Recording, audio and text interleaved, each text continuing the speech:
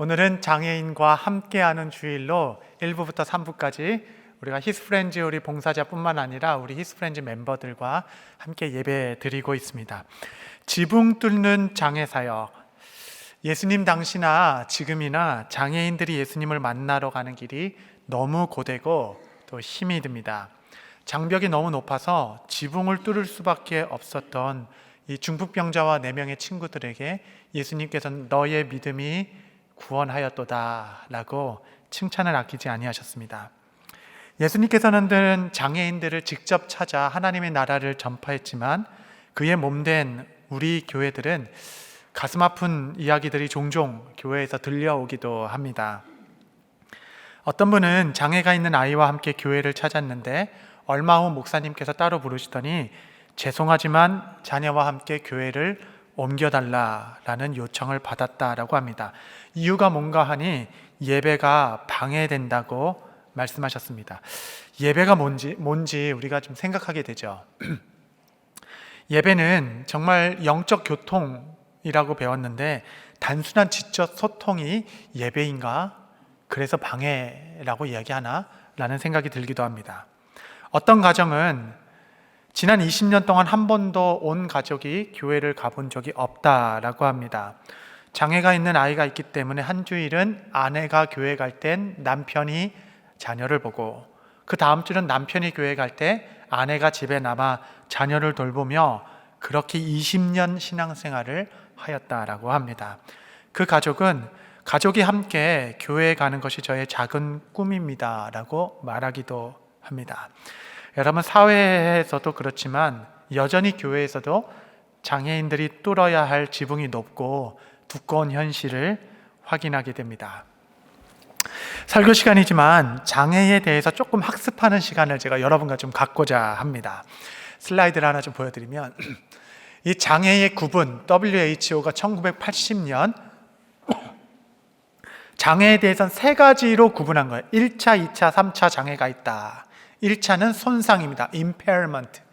2차는 능력장애, disability. 3차 장애는 사회적 불이익, 핸디캡. 이 3가지로 나누었어요.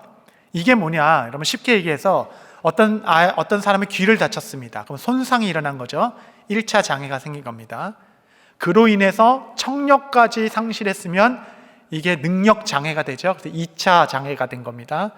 그런데 내가 듣지 못하는데 학교에 갔는데 수화 언어도 해주지 않고 도움을 제공받지 못해서 학습을 따라갈 수 없었다라고 하면 3차 사회적 불이익이 끼치게 되는 거죠. 핸디캡, 3차 장애가 생긴 겁니다.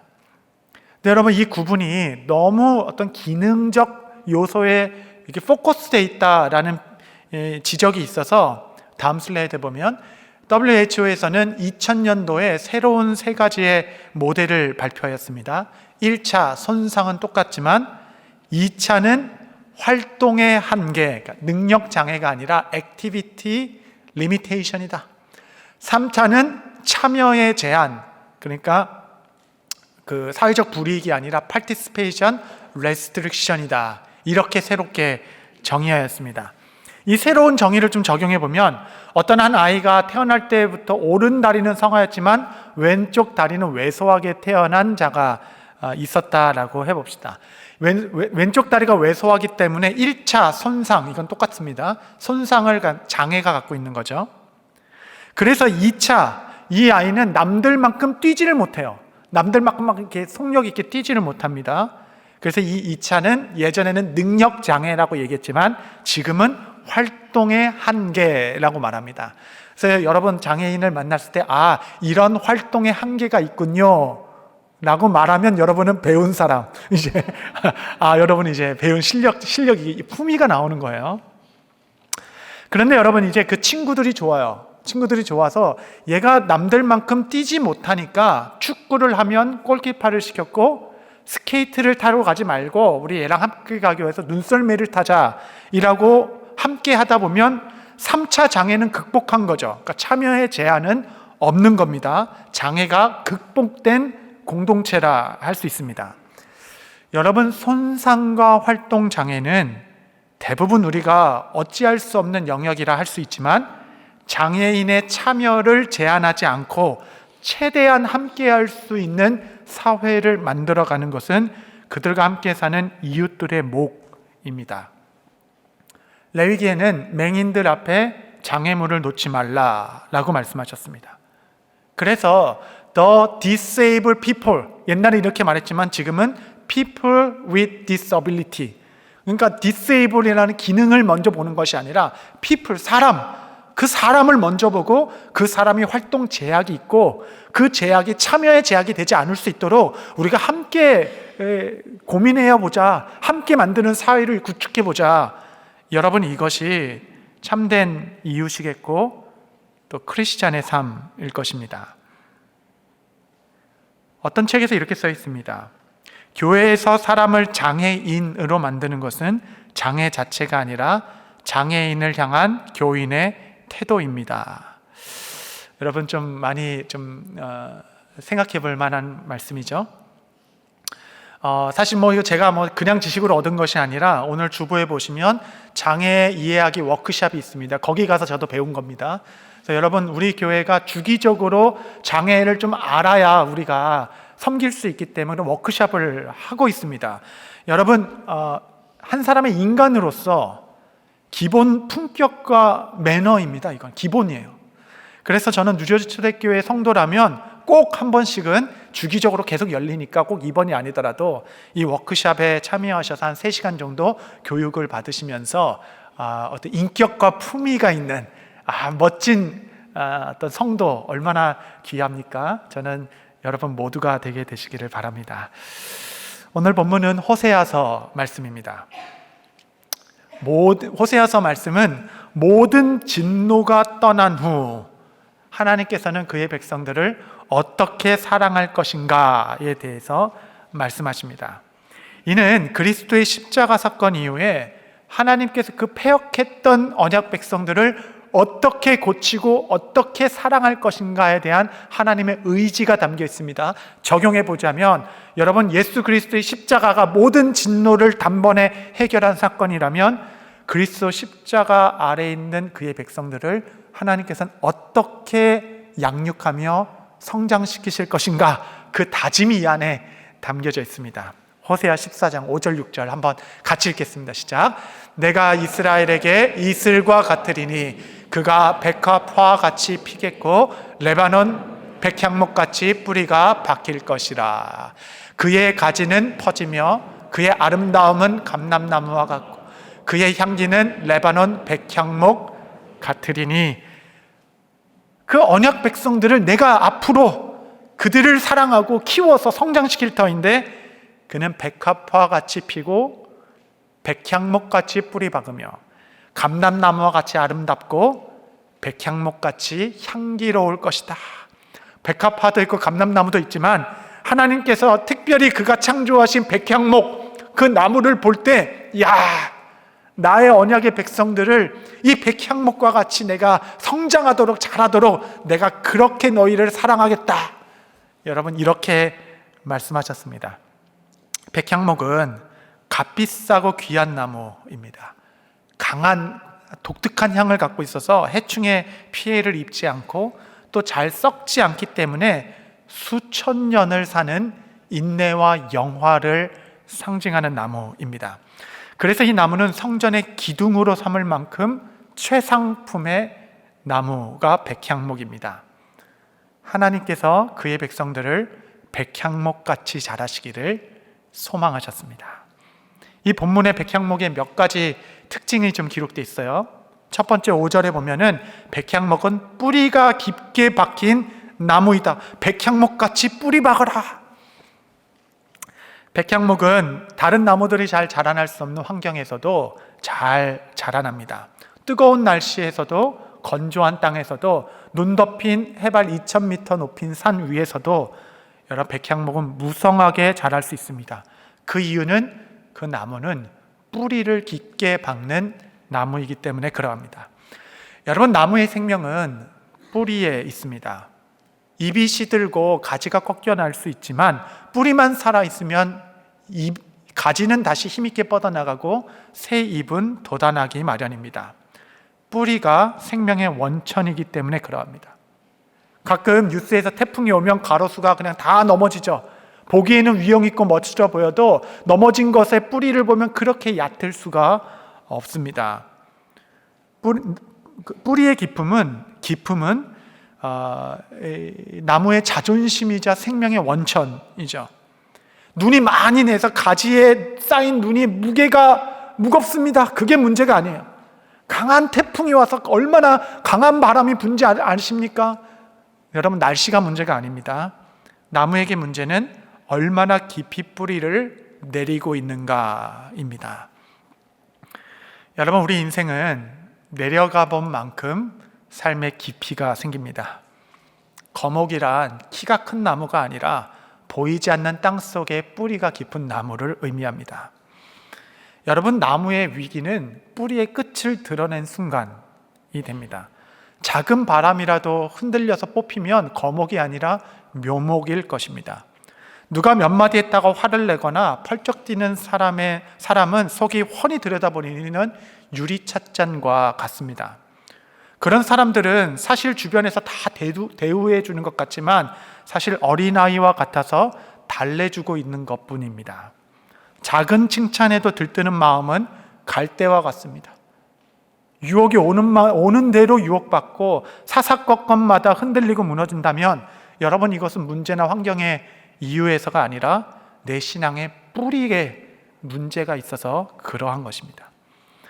여러분, 나무의 나이테는 이 나무가 어떤 시간을 지내왔는지의 역사를 고스란히 담고 있습니다.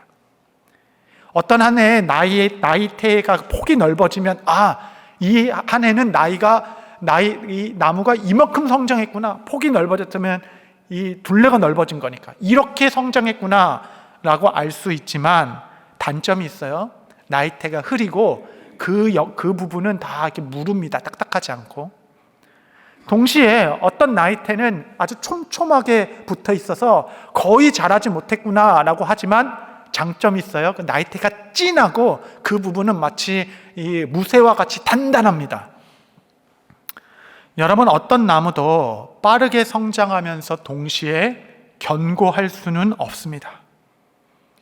여러분, 오고 가는 계절은 우리가 바꿀 수 없죠. 혹독한 겨울이 온다면 농부의 바람은 단 한 가지입니다. 나무야, 더 깊게 뿌리를 내려라. 이 시간을 통하여 더 단단해져라. 더 견고해져라. 더 자라지 않는 것 같아도 괜찮아. 이 시간에 더 견고해지고 더 단단해지고 더 언 땅을 뿌리 내려 깊은 뿌리를 가진 거목이 되어라. 이것이 하나님의 농부 되신 마음 아니겠습니까? 하나님께서는 여러분이 백향목같이 그리스도께 깊게 뿌리 박은 나무가 되시기를 원하십니다. 두 번째 백향목의 특징은 뭐냐면 이 나무가 한 방향으로만 자라는 특징을 갖고 있습니다. 이 나무가 하늘을 향해서만 성장하는 나무입니다. 휘지 않아요. 나무가 곧습니다.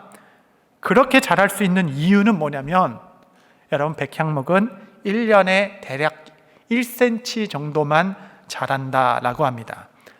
빨리 자라지 않기 때문에 느린 것 같지만 그래서 그 나무는 휘지 않습니다.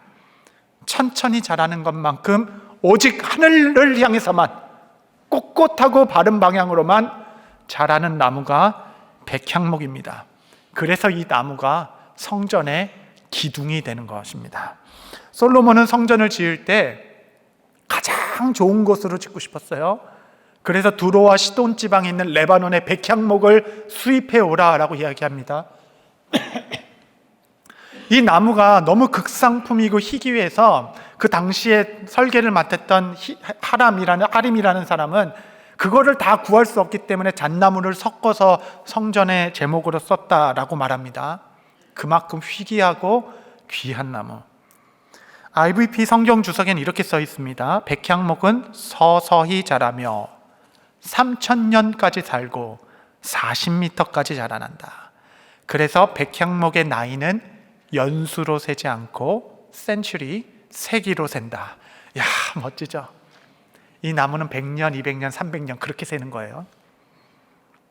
저는 우리 히스프렌즈 가정을 격려하고 축복합니다. 그래, 우리 사랑하는 자녀들, 남들처럼 빠르게 자라지 않아도 돼. 그래, 그렇게 자라나지 않아도 돼. 1년에 1cm씩 하늘만을 향하여 곱게 자라가라. 그래서 하나님의 나라의 성전의 기둥과 같은 자로, 백향목과 같은 자로 자라나가라. 우리 가운데 여전히 유난히 좀 약한 아이들이 있다면 여러분 그 소망을 품으십시오. 백향목과 같이 단단하고 견고하게 한 방향으로만 자라나라. 서부에 세코야 국립공원이라는 곳이 있습니다. 여러분 가보신 분 많이 계시죠? 거기 가면 2000년 이상 된 나무들이 질비해 있는 공원입니다. 사진 하나 보여드리면 얼마나 높은지, 저 큰 나무에 저 하얀 옷 입은 사람이 접니다. 뭐 어떻게든지 둘레를 좀 보여주려고 이렇게 열심히 하고 있는 거예요. 120m 높이 나무들, 밑둥치 둘레가 30m이고 세계에서 제일 오래된 나무도 이 공원 안에 있다라고 합니다. 그 나무는 지금도 자라고 있습니다. 그 나무 앞에 이렇게 문구가 써 있어요. 나무는 충분한 햇볕과 영양분과 수분이 공급되기만 하면 끝없이 자란다. 여러분, 나무는 성장의 제한이 없습니다. 이야, 이거구나. 하나님께서 우리를 나무에 비유하시며 나무처럼 자라도록 하시겠다는 뜻이 이거구나. 여러분, 우리의 육체는 정해진 만큼만 자라납니다. 그러나 우리 내면의 성장판은 다치지 않습니다. 우리 인생의 마지막 순간까지 성숙하고 성장하는 것은 우리의 속사람입니다. 우리는 배움이라는 양식을 통하여 끝까지 성장할 수 있습니다. 보이지 않지만 나무는 지금도 딱딱해지는 땅을 뚫고 또 뚫어 수분을 향해 내려가고 또 내려가고, 여러분 나무에 담긴 잎사귀가 그냥 가만히 있는 것처럼 한 번도 가만히 있은 적이 없어요. 잎사귀는 그 움직이는 해를 따라서 날마다 그 방향의 각도를 틀어가면서 조금이라도 더 햇빛을 흡수하여 광합성으로 자라나도록 바삐 움직이는 것이 나무입니다. 저녁에도 쉬는 법이 없습니다. 이산화탄소를 문껏 흡수하고 산소를 내뿜으며 탄소 동화작용을 일으켜 성장하고, 대기의 햇빛과 물과 영양과 대기의 흐름, 바람까지도 다 받아들이면서 하잘것없는 일상의 순간들 하나하나에 필요한 것을 자꾸 찾아서 흡수하여 성장하는 것이 바로 나무입니다. 저 세코야 그 공원에 세계에서 가장 오래된 나무 이름이 제너럴 셔먼 트리입니다. 이 나무 약 2500, 600년도 됐다라고 하는데, 여러분 그 옆에 이 비슷한 나무가 쓰러져서 그 나이테를 세가지고 이 나무를 아는 거예요. 그 옆에 나이테를 보니까 지난 2500년, 그러니까 선지자 예레미야랑 거의 동시대에 태어난 나무입니다. 그 나무가 이 세월을 어떻게 지났는지를 알게 되었어요. 그 옆 쓰러진 옆나무를 보니까 약 이 나무는 83번의 산불을 겪었음을 알게 되었습니다. 83번의 불의 연단을 경험했고, 지진과 강풍이 있었고, 수백 번의 가뭄 속에서도 성장하고 성숙했듯이, 여러분 우리가 예수 그리스도의 장성한 분량의 극한치에 이르기까지의 과정에는 불에 타는 사건 같은 일도 있고, 바람에 흔들리는 일도 있고, 지진같이 기반이 무너지는 일도 겪을 수 있습니다. 불바람이 불며 파란 곡절과 성장통이 있고, 상철과 상실과 좌절을 경험하고, 정서적 함몰, 열등감, 수치감, 불안감, 이 모든 것을 이기고 성장을 멈추지 아니하여 한 방향으로 꼿꼿이 자라나는 백향목과 같이 너희는 장성한 분량이 충만한 데 이르기까지, 그리스도의 날에 이르기까지 자라나라. 여러분, 이것이 백향목을 향한, 우리를 향한 하나님의 마음일 것입니다. 세 번째, 백향목은 독특한 향기를 갖고 있습니다. 이 향기 때문에 벌레가 침범하지 못합니다. 그래서 백향목으로 지은 집 안에는 그 자연이 나오는 그윽한 향내로 마음이 상쾌해지고 마음의 안정이 찾아집니다. 여러분, 이것 요란한 냄새가 아닙니다. 지독한 냄새도 아닙니다. 안식의 향기. 여러분, 모조품은 향기가 나지 않아요. 형식, 모양 다 똑같으면 촉감도 똑같아요. 그런데 그 어떤 모조품도 향기까지는 모방할 수 없습니다. 인공적인 향은 곧 소진되거나 아니면 오히려 우리의 머리를 아프게 합니다. 이렇게 성장한 나무는 겸손과 온유의 그리스도의 향김을 뿜어내는 하나님의 편지가 됩니다.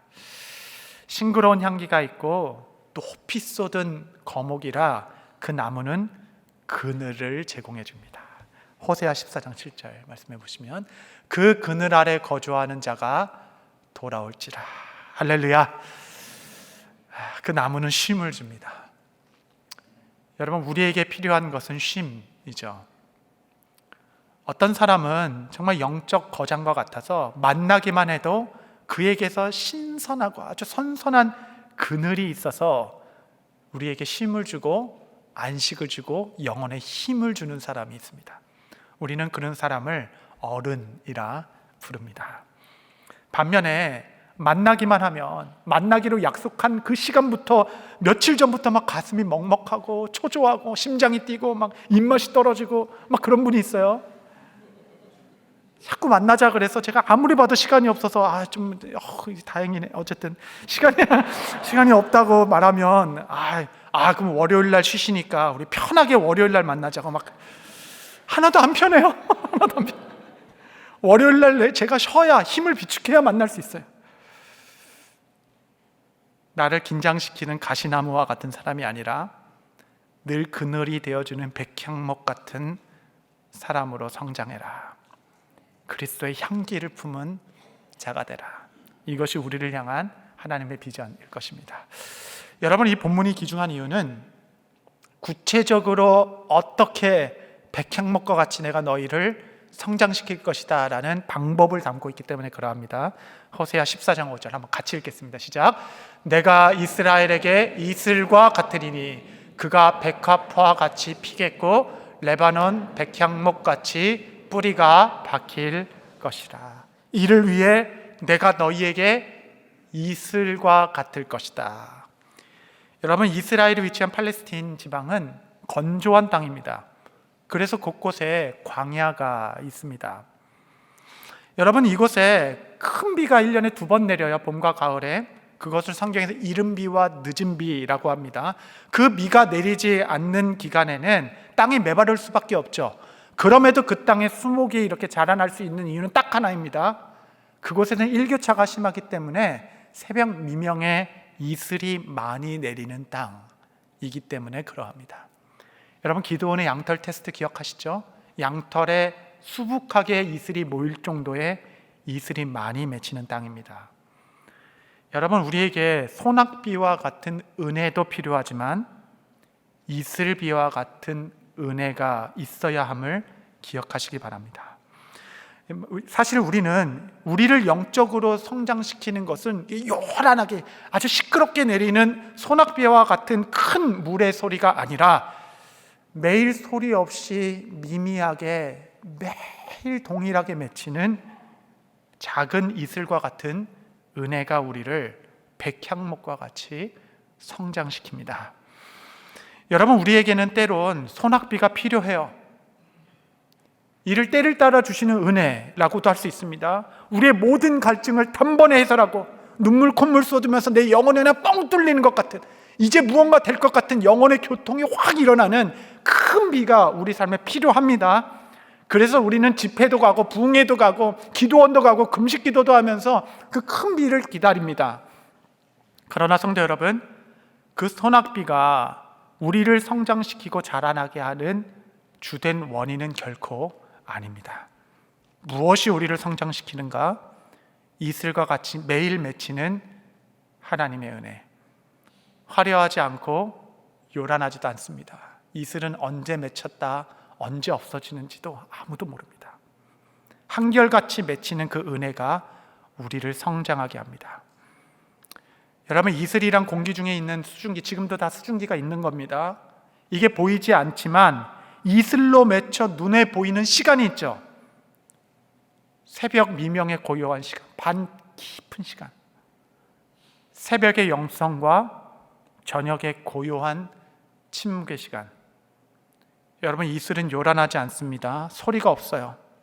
잠깐 맺혔다가 없어지는 수분과 같습니다. 그래서 부주의한 사람은 내 주위에 그런 존재가 있는지도 모르고 바쁘게 하루를 살아갈 뿐입니다.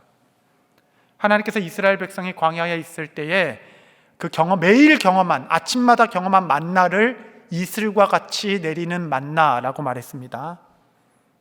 그 만나는 그 하루를 살게 하는 힘이었습니다. 예레미야는 그 은혜가 아침마다 새롭고 늘 새롭다 라고 고백했습니다. 성도 여러분, 매일 만나는 관계를 통하여, 매일 마주하는 여러분의 일상을 통하여 그 은혜의 양식을 대하시기 바랍니다. 1년에 한 번 만나는 부흥 강사가 여러분의 영혼을 성장시키는 것이 아닙니다. 매일 만나고 함께 일하는 자들, 하루하루의 소소한 일상 가운데 이게 너무 미미해서 나의 갈증을 하나도 해결하지 못할 만큼 소소한 양의 이슬이지만, 여러분, 그 이슬이 초목을 자라기에 충분하다. 여러분, 그 소소한 은혜로 사십시오. 사랑하는 가족이 주는 그 미소, 서로 도와주며 섬기는 수고, 백향목과 같이 자라게 하시는 새벽 미명에 주시는 그 소소한 은혜. 성도 여러분, 저는 여러분의 일상이 얼마나 분주하고 지루한지 잘 알고 있습니다. 우리 중에 몇몇은 아직도 날마다 흥분되고 즐거운 삶을 살고 있는지는 모르겠지만, 이 시대에 이민 생활을 하는 대부분의 성도들은 반복되고 지루한 일상 속에서 또 하루하루를 연명하고 있습니다. 우리의 삶의 대부분은 불가피하게 단순한 유지 보수의 반복으로 이루어집니다. 무엇이든지 관리하지 않으면 어그러져 있고 치우지 않으면 어지러워져 있습니다. 그래서 우리는 가끔 영화나 드라마를 봅니다. 영화란 지루한 장면들은 다 잘라낸 인생들이 나오죠. 흥미로운 줄거리와 빠른 전개와 극박한 추격전과 멋진 대화들. 여러분, 영화 속의 그 어디에도 매일 옷을 정리해야 되고, 교통 정체에 막혀가지고 1시간씩 막 소비하게 되고, 매일 싱크대에 쌓여있는 설거지, 태산 같은 집안일들, 뭐 그런 일들 하나도 나오지 않습니다. 주인공의 집을 보면 언제나 깨끗해요. 바짝바짝. 그거 누가 치워주는 거야? 어떻게 이렇게 맨날 깨끗해? 여러분, 누구도 영화에서 우리의 진짜 인생을 보고 싶어 하는 사람은 없습니다. 지루하니까. 그러나 성도 여러분, 나를 자라나게 하는 참된 영성은 그 일상 속에 있습니다.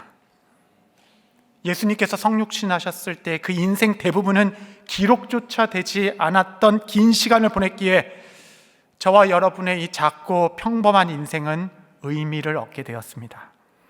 그리스도께서 이 땅의 대부분의 시간을 몫으로 보내셨다면, 여러분, 우리가 또 내일 감당해야 될 힘든 노동은 존엄하고 거룩한 의미를 지니게 됩니다.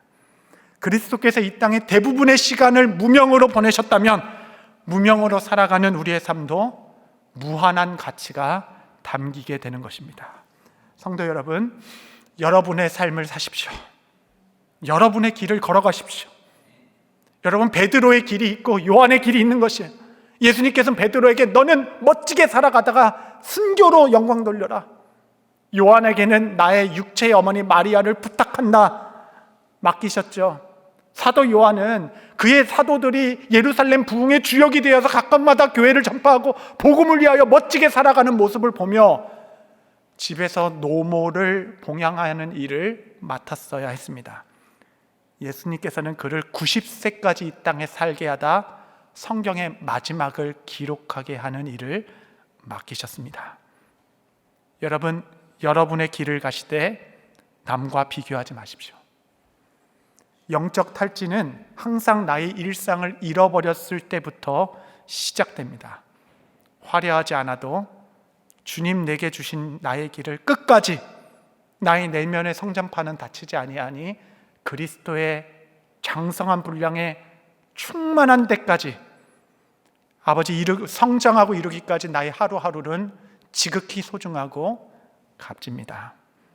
오늘도 내가 맞이하는 하루하루 안에 나를 성장시키는 은혜로 충만합니다. 새벽 미명에 주시는 그 은혜, 깊은 저녁에 맺히는 하나님의 은혜, 날마다 보이지 않고 요란하지 않으나 우리 삶에 반드시 있고 충만히 있다 하시는 이슬과 같은 하나님의 임재로 살아가는 성도 될 때에 비록 우리의 삶이 느릴 수는 있지만 백향목과 같이 한 방향으로 곧게 자라 하나님의 나라, 주의 성전의 기둥과 같이 쓰임받는 여러분의 삶과 믿음의 자녀들, 사랑하는 히스프렌즈 모든 가정들 되시기를 축복합니다. 기도하시겠습니다. 이 시간에 말씀 기억하시며, 하나님, 내 안에 그늘이 없고 가시나무와 같이 가까이 있는 사람을 상하게 하고 아픔만 있는 황폐함을 주께서 하시오니 날마다 주께서 주시는 은혜로 살게 하옵소서. 날마다 이슬과 같이 맺히는 그 소소한 감사로 살게 하옵소서. 백향목과 같이 자라서 성전의 기둥과 같은 삶을 살아가는 복된 가문 되게 하옵소서. 우리 말씀을 기억하며 합심하여 주 앞에 기도하겠습니다.